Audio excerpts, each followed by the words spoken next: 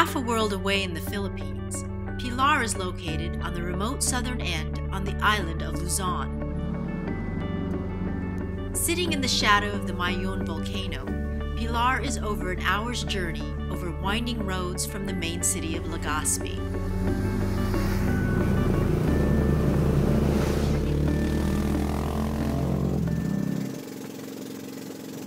Pilar is a coastal community of more than 70,000 people. Life is simple, but often very difficult in Pilar, where many simply live day to day. Very nice. Fishing and farming are really the only way of eking out a living. However, the people of Pilar's spirit and resolve remain strong as they continue to survive and to celebrate life.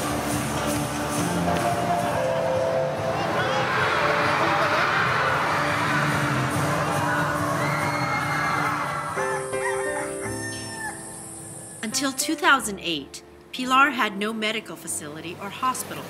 With no doctors, nurses, medications, or ambulances, the poor suffer and died from treatable diseases before they could get to the nearest hospital, more than 2 hours away.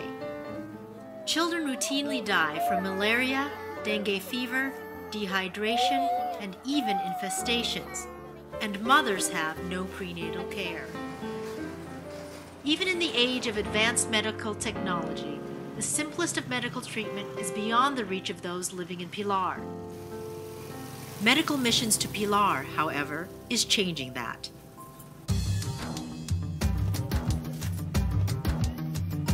The mission continues to provide free medical care to thousands of people who would otherwise die or go untreated.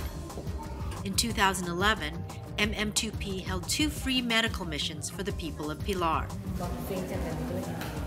Volunteers, including doctors, nurses, and therapists, gave freely of their time and talents, including retired physician and founder of MM2P, Dr. Expedita Castro. At the break of dawn, hundreds of men, women, and children lined up to see a doctor, perhaps for the very first time in their lives. Some stood in line tirelessly, but eventually succumbed to the heat and humidity. The afternoon's heavy monsoon rains did not deter them either. They patiently waited for their turn. Dr. Castro and her team of volunteers saw and treated over 1,000 patients in a span of 2 days. But what will happen to the people of Pilar after the medical mission?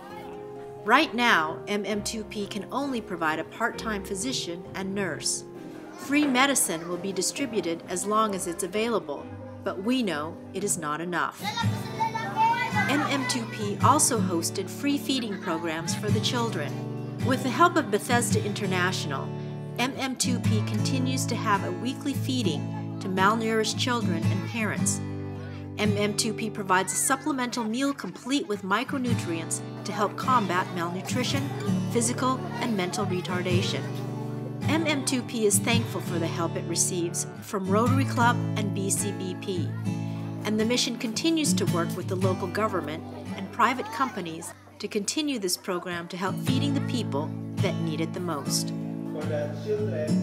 MM2P also held classes to teach people basic health information and how to grow medicinal herbs, since medications are not readily available and are expensive. We say, yes, Lord, yes, Lord, yes, yes, Lord. Yes. The people's spirits were also nourished with the help of pastors from Christ Beyond Borders. Yes, Lord, yes, Lord, yes, yes, Lord, amen. In addition to the medical missions, MM2P has also opened its doors to providing preschool education for the youngest. Although MM2P is beginning to fulfill its mission, sustaining it is yet another matter. The hospital must still hire a regular physician, nurse, and midwife. And most importantly, MM2P needs your help. For further information, please go to the Medical Missions website at mm2p.org.